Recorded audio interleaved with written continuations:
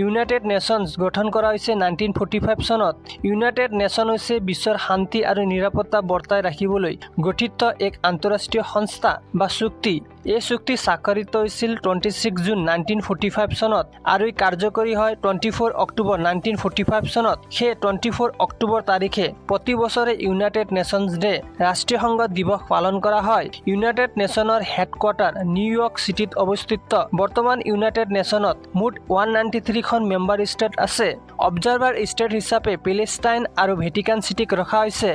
United নেশ্যনৰ প্ৰধান অংগ 6টা। ছিকিউৰিটি কাউন্সিলত মুঠ 15খন মেম্বাৰ্ছ ষ্টেট আছে আৰু তাৰে 10খন হৈছে নন পাৰ্মানেণ্ট মেম্বাৰ্ছ আৰু 5খন হৈছে পাৰ্মানেণ্ট মেম্বাৰ্ছ। এই 5খন পাৰ্মানেণ্ট মেম্বাৰ্ছ হৈছে চাইনা, ৰাছিয়া, UK, USA আৰু ফ্ৰান্স।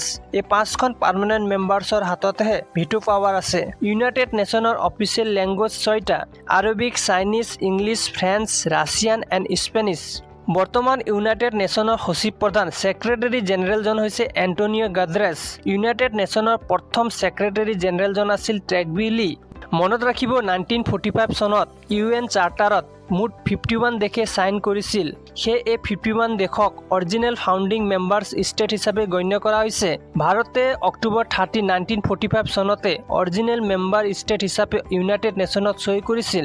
শ্ৰীমতী বিজয়া লক্ষ্মী পণ্ডিত আছিল ইউনাইটেড নেশ্যনৰ জেনেৰেল এছেম্বলিৰ প্ৰথমগৰাকী ভাৰতীয় প্ৰেছিডেণ্ট।